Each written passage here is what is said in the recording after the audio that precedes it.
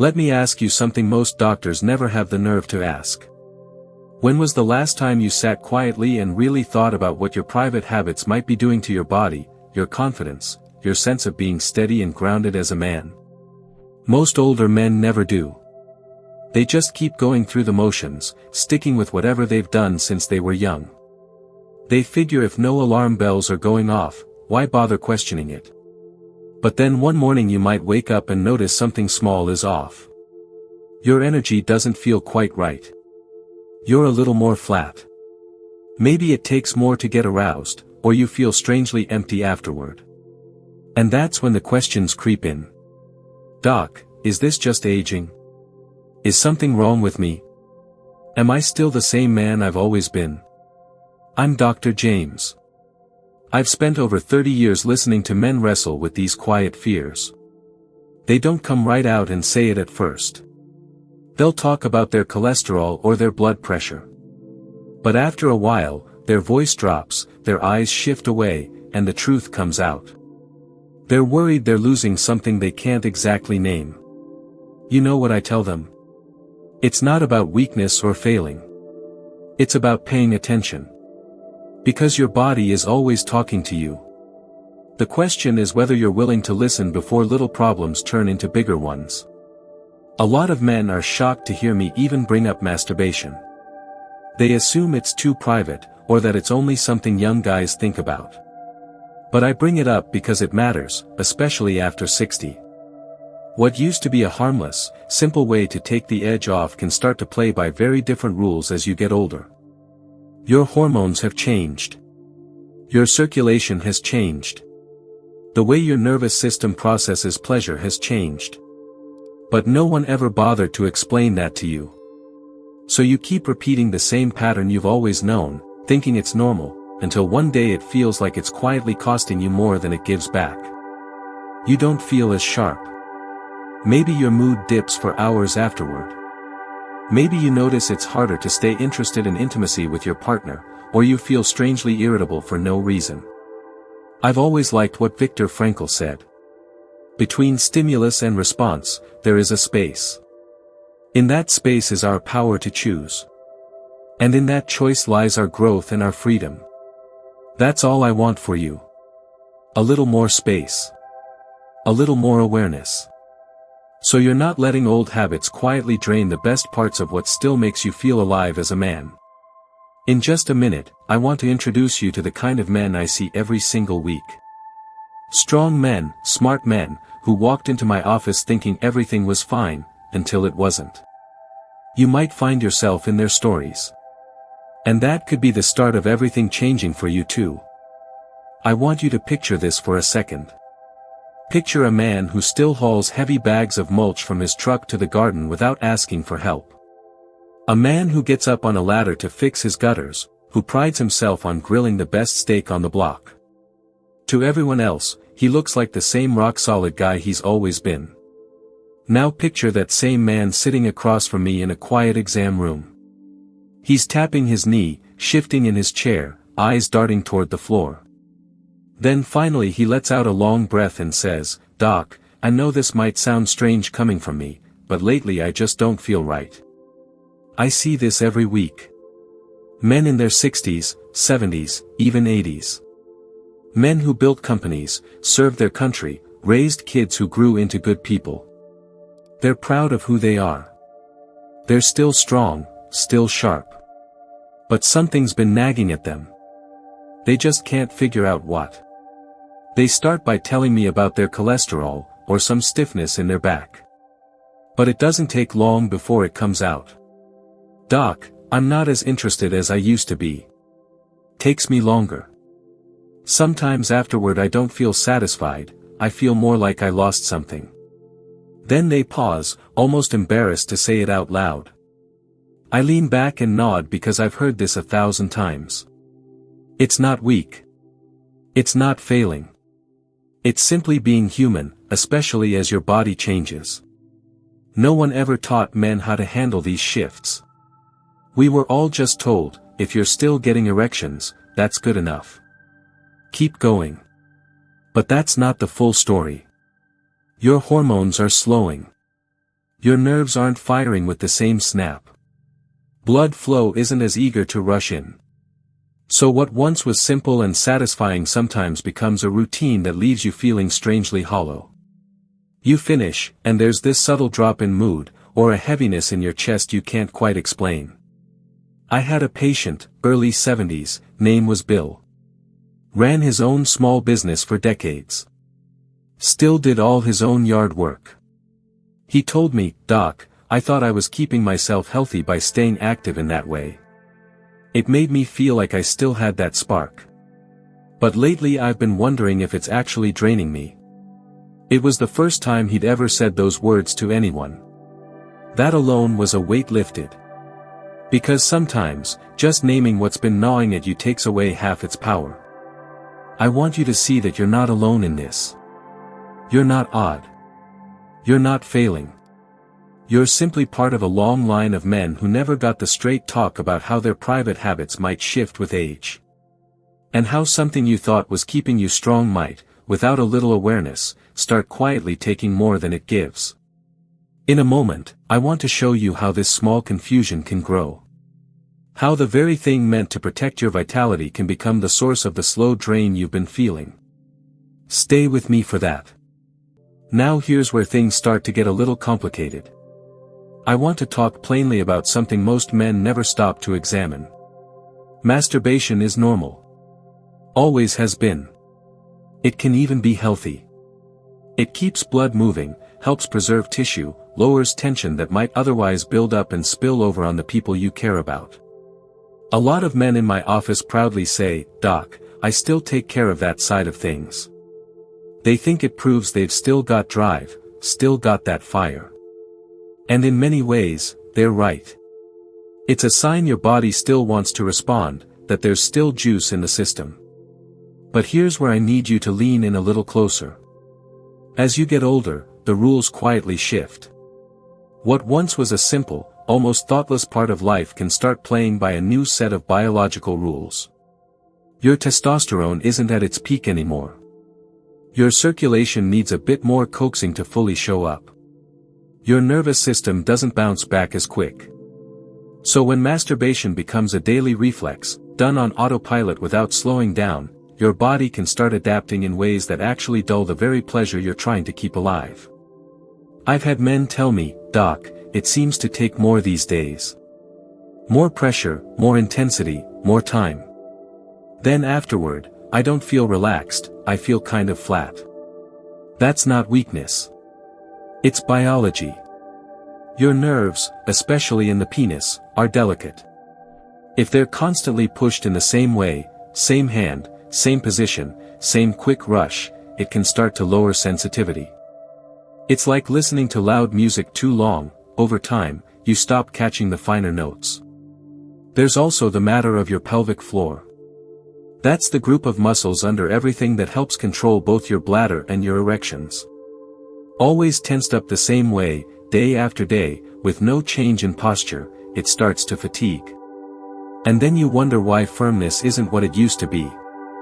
I had a patient, Harold, 68, who told me, "Doc, I thought I was doing myself a favor, keeping it regular so things wouldn't get rusty. But now it feels like the more I do it, the more something's missing. I almost wish I hadn't bothered." That's the quiet paradox. The very thing meant to keep you tuned up can, if done mindlessly or too often, start working against you. It doesn't mean masturbation is bad. It means how you go about it matters far more after 60 than it ever did before. So here's where the real conflict lives.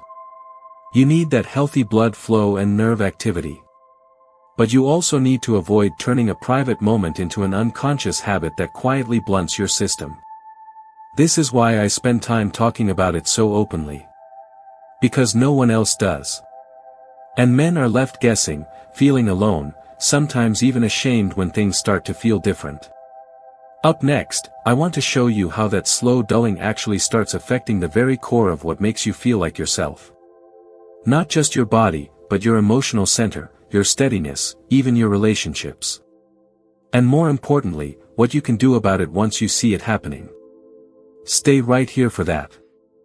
Let me tell you something that surprises most men who sit across from me. They walk in thinking they've done everything right. They stay active, keep their weight in check, handle stress the best they can. They figure if they're still taking care of things on their own, that means all systems are working just fine. But then they start to notice it takes more to get there. Or afterward, instead of feeling calm and satisfied, they feel strangely hollow, maybe even a bit irritable. That's when they come to me with this quiet confusion, looking for reassurance that they're still normal. I had a man named Roger, 71, tough as they come. Ran a machine shop for years, still tinkers on old cars in his garage. He said, "Doc, I always thought keeping up my own routine was a way to keep everything healthy. But lately, it feels like it's actually draining me. I finish, and instead of that old satisfied grin, I feel like I've lost something." What Roger didn't realize, and what most men never hear, is that your nervous system and blood vessels adapt. If you keep repeating the same quick, intense pattern, it can actually start numbing the very sensations you're trying to protect. Your brain adjusts its chemical signals. Your nerves become less responsive. The tissues inside your penis don't get the full, balanced blood flow they need to stay elastic and strong. So over time, instead of feeling more alive, you might actually start feeling less. That's the twist that throws so many men. The very thing they thought was keeping them tuned up is quietly wearing down their sensitivity, even their confidence. And it's not just a physical thing. When that spark dulls, it ripples out into your mind. You feel a little less sure of yourself. You might pull back from your partner, avoid moments of closeness out of worry you won't respond like you used to. That creates a slow drift, one you might not even see happening until you wake up one morning and realize your world feels smaller, quieter, more disconnected. This doesn't mean you have to stop being sexual. It doesn't mean you're broken. It just means no one ever told you how to adjust as your body changed. You didn't suddenly become a different man. Your body simply needs a smarter kind of attention than it did 30 years ago. In a moment, I'm going to show you exactly how to start that. How awareness and a few small shifts can give you back what you thought was fading for good. And believe me, I've watched it happen for more men than I can count. Stick around. It might change more than just your private life, it could change how steady and connected you feel every day. Let me ask you something most men never think to ask themselves. After you're done, truly done, how do you feel? Not just physically, but in your chest, your head, your mood hours later. Do you feel settled, calmer, more connected to yourself? Or is there a quiet drop, a slight regret, maybe even a touch of restlessness? That simple check-in is often the first real turning point for the men I help. I had a patient named Alan, 65, retired school principal, tough-minded guy who never liked talking about feelings. He came in because he felt more tired lately and couldn't shake a sense that something was missing. We dug in. Turned out, he'd been using masturbation almost every night to quiet his mind before bed. Didn't even realize it had become automatic. When I asked him to start paying attention to what he felt right after, he came back the next month with a whole new insight. "Doc, I didn't know how flat I was feeling. It was like I'd finish and instead of relaxed, I felt a little down. Sometimes it even carried into the next day." That's the power of awareness. Most guys run on habit. They don't stop long enough to ask whether that old habit is still serving them or if it's quietly draining their reserves. Once Alan noticed how automatic it had become, not driven by true desire, but by stress or boredom, he started pausing. Some nights he chose differently. Called a friend, watched a show with his wife, read a book. Other nights, he still went ahead, but slower, paying attention to the process, not just rushing to the end. In just a few weeks, he told me he was sleeping better. His mind felt clearer. And funny enough, his interest in real intimacy started coming back too. Because he wasn't burning through his own signals so mindlessly. That's why I tell every man this: you don't have to give up pleasure. You don't have to stop wanting it or enjoying it. You just have to start noticing when it's truly fulfilling and when it's become something your body and mind pay for afterward. In a moment, I'm going to show you a very simple 7-day plan. Nothing harsh, nothing embarrassing. Just a chance to give your body a break, see what it tells you, and maybe reset the way your nerves and hormones respond. Stick with me. It's easier than you think and could be the start of feeling more like yourself again. Have you ever tried stepping away from something for just a week, just to see how it feels?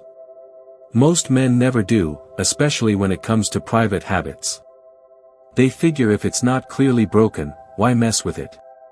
But I've seen what happens when they finally give it a try, and it often surprises them more than any medical test ever could. I call it a 7-day reset. It's not about punishing yourself or proving anything. It's simply about giving your body a breather, letting your nervous system and hormones settle, and finding out what's really going on beneath the surface.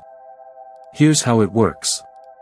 For the first 2 days, you keep your hands off entirely. No touching, no searching for something to watch, no quick fix. Just notice. Pay attention to how often your mind goes there out of sheer habit. Most men are shocked by how frequently that urge pops up, not from real desire, but from stress or boredom. On days 3 and 4, if you feel genuinely drawn to it, allow yourself one slow, mindful session. Use natural oil like coconut or almond. Take your time. Breathe. Pay close attention to your body, not just racing for the finish. Many men tell me they start to notice small feelings returning they thought were long gone, little pulses, warmth, a clearer kind of sensation. For days 5 and 6, when that automatic pull shows up, try picking something else first. Call a friend, work on a small project in the garage, step outside and feel the air. Half the time, the urge fades, because it wasn't really about desire in the first place. It was about breaking up boredom or calming worry. Then on day 7, take stock. How do you feel? Did you sleep better? Are your thoughts a little clearer? Maybe food tastes sharper or music seems richer. Some men tell me they even feel more patient, less restless with their wife or kids. That's your nervous system balancing out, your hormones getting a chance to stabilize. None of this is meant to make you stop forever. It's simply a way to reset your threshold. So pleasure starts to feel rich again, not dulled from repetition. So your body starts responding more fully, because you've given it a chance to miss that stimulation instead of drowning in it daily. I've had men come back after this simple week saying, "Doc, I had no idea how much I'd been running on autopilot. Now it's like my mind and body are more in sync. Even my energy during the day feels different." In just a second, I want to go even deeper. I want to show you why taking care of yourself in this way doesn't make you less of a man, it actually makes your masculinity stronger, more rooted, more steady than ever. Stay with me for that. Let me float an idea that might feel unusual at first. What if getting older didn't mean your masculinity was fading, but actually deepening? Most guys were taught that being a man is about pushing hard, proving something, never slowing down. And sure, there's a time for grit. But the truth is, as you get older, your body needs a different kind of respect, and so does your sense of self. I had a patient named Carl, 74, big barrel chest, worked construction his whole life. Came in embarrassed, said he felt ridiculous even bringing it up. "Doc, I thought I was supposed to accept getting older, but it's like I'm losing part of who I am." We talked through the same ideas I've been sharing with you. Carl went home, tried the reset, slowed down his whole approach to pleasure, started paying attention to how his nerves and mood responded. 2 months later he was back in my office, big grin on his face. "Doc, I feel like I got a piece of myself back. My wife even says I seem lighter. I didn't think this was possible at my age." That's what I wish every man could see. Your worth isn't tied to whether your body performs exactly like it did at 30. It's tied to how fully you show up for yourself, how honest you're willing to be, and how carefully you treat what you've been given. There's a quiet power in learning to tune in instead of just pushing through. When you pay attention, you start noticing more. Small sensations become richer. Intimacy feels less pressured, more connected. Your mind feels steadier. And that calm confidence? That's a different kind of strength, one most younger men don't even understand yet. I often remind my patients of something simple Marcus Aurelius wrote. You have power over your mind, not outside events. Realize this, and you will find strength. In this case, that strength is choosing to treat your own body and desires with respect, instead of letting habit run the show. So if you've been quietly afraid that your best days are gone, let me tell you they're not. They're waiting for you to meet them with more care. And when you do, you might just find a depth of feeling and steadiness you never expected. In a moment, I want to leave you with a small encouragement, a kind of quiet invitation to carry forward after this video ends. Give me one last minute with you for that. Before you go, I want you to hear this clearly. You are not too old. You are not too late. And you are not the only man carrying these quiet questions around inside. Most men never get the chance to have a conversation like this. They laugh it off with friends, change the subject, or tell themselves to tough it out. Meanwhile they keep wondering, quietly, if they're the only ones feeling like something has shifted, if maybe they're losing ground they'll never get back. But you stuck with me through this whole talk. That tells me you've got a deeper kind of courage. The kind that doesn't run from the truth, even when it's uncomfortable. That alone puts you miles ahead of most. I want you to remember what Seneca said. It's not that we have a short time to live, but that we waste much of it. If you've been moving through your days half-aware, letting small habits pull you along without stopping to ask if they still serve you, let this be your moment to pause. To choose something different. Because you still have so much ahead. More mornings to wake up clear-headed. More afternoons to share with people you love. More quiet moments when you feel fully at home in your own skin. That's not lost. It's right there waiting for you to treat it with a little more care. So here's what I'll leave you with. Your masculinity isn't disappearing. It's becoming deeper, more rooted in who you are beyond just function. When you give it the respect it deserves, you don't lose strength, you gain a kind that runs quieter but stronger through your whole life. If this message meant something to you today, I'd be honored if you subscribed so we can keep talking like this. And if you believe more men deserve these honest conversations, consider supporting the channel in a small way. It all goes right back into reaching other men who might be sitting alone right now, wondering if they're the only one. Thank you for spending this time with me. Truly. When you close this video, I hope you take one small step to care for yourself a little better today. Because you've earned it. And you always have.